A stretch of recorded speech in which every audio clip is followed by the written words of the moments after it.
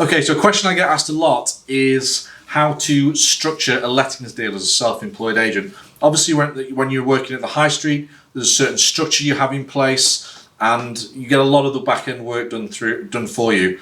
But a lot of agents come to me and they say, exactly how do I do this point by point? So what this set of videos is going to be is more of an educational guide or a training guide as to how you should structure a lettings deal. So from learning the terms that we provide for you, all the way to going to value a place, doing viewings, setting up the deal, all that sort of thing, all the right way up until people move in. What it's not going to be is I'm not going to talk a huge amount of detail about the compliance and the regulatory side of things. Had some fantastic videos from Tanaz and Katie, so we've gone into depth on that.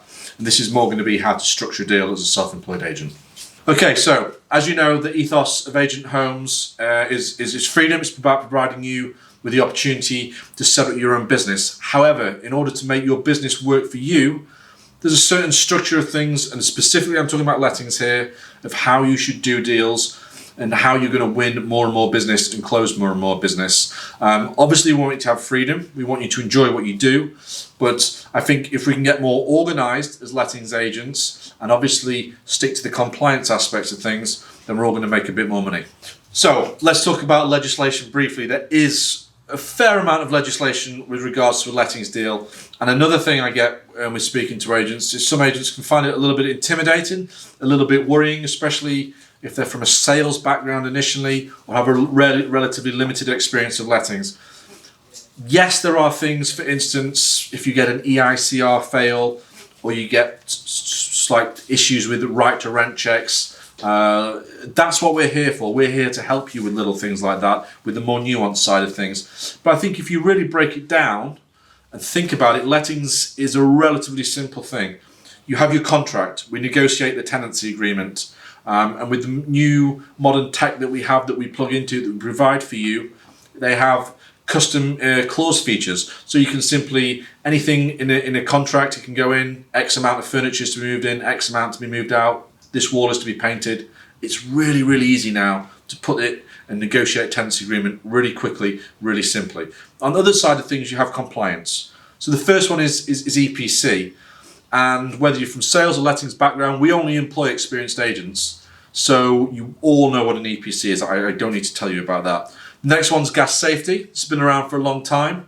Not even all places, you'll come across your fair share of properties don't even have gas, so you can tick that one off. Yes, we have EICR, which I'll touch on briefly. That's a new one, we have to do that. And then you have your right to rent checks. And a fair proportion of your right to rent checks will be fairly straightforward. There'll be UK people with a UK passport.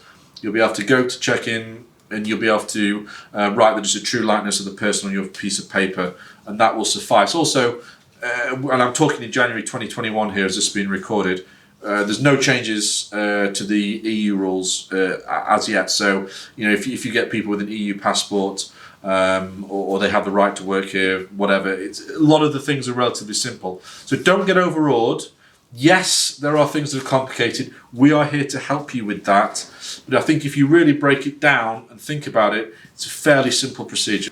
Okay, so in this set of videos, I really want to, as I say, take a step-by-step guide as to how you can set up a lettings deal. The one thing I would like to touch on first, which doesn't get mentioned too often, and I'm guilty of it, and I see a lot of agents doing it, it's time management, and it's leaving things till the last minute.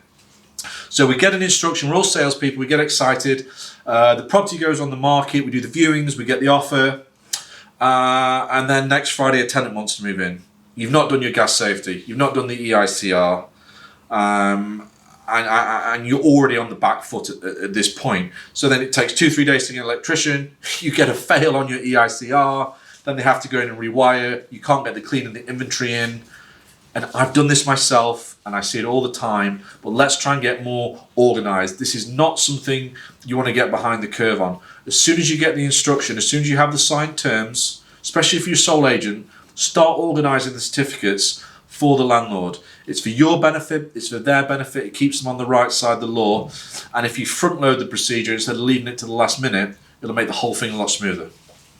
Okay, so you've left the high street, you've joined Agent Homes and you're setting up your own business. If you're doing lettings, first thing, or one of the very first things I'd recommend to you is read our terms of business. They're on Workplace, and you should really familiarise yourself with these, because that's going to be, when you go out pitching, when you're speaking to potential clients, it's going to be the key thing you need to know. What I can also, as I say, it's January 2021 when I'm recording this. We're just about to finalise some really new bespoke terms that our current terms are fine, but these really reflect well the way we work, the way we power you as a broker to deal with the client. Tim Lawler's kindly just finalising a few things, so they will be on Workplace soon. First port of call, understand the terms of business, understand the little addendums, the fees, all that sort of thing, so that when you go out and you speak to people, you know exactly what you're pitching, what your fees are, any little additions that you're doing for the landlord, so that you come off as totally believable, like you exactly know what you're doing.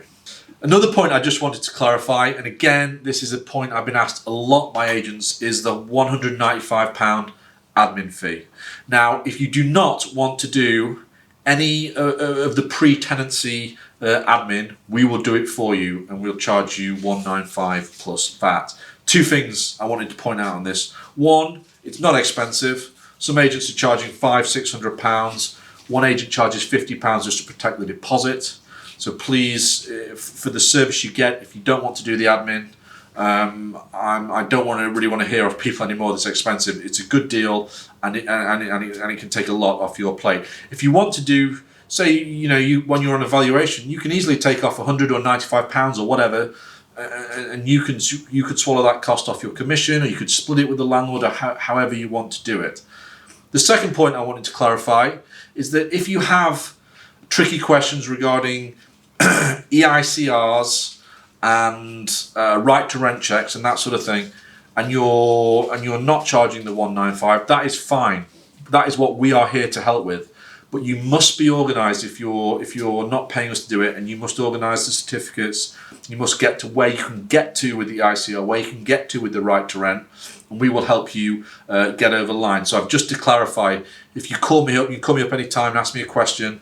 As long as you're running your business diligently and you're doing your deals diligently and you're not just leaving stuff for us to do, then the £195 fee won't even apply to you. And one final point on this, your clients are your clients. So yes, we can deal with them initially to get them compliant, but post-tenancy, and this applies to tenants as well, we are not here to deal with landlords and tenants. Obviously, if we make a clerical error or there's some sort of real emergency, then fair enough. But there's been far too many instances where we have landlords and tenants calling, even simpler things to go through statements. The landlord is your client. You should be able to go through a simple rental statement with your landlord. So you familiarise yourself with that sort of thing. As I said, if we've even had tenants come into the office, that's not acceptable at that point. That means you're not servicing either your clients or your tenants effectively. So yes, we're here to provide admin support to get it to a level where you can let it, but they're still your deals. You must take ownership of these.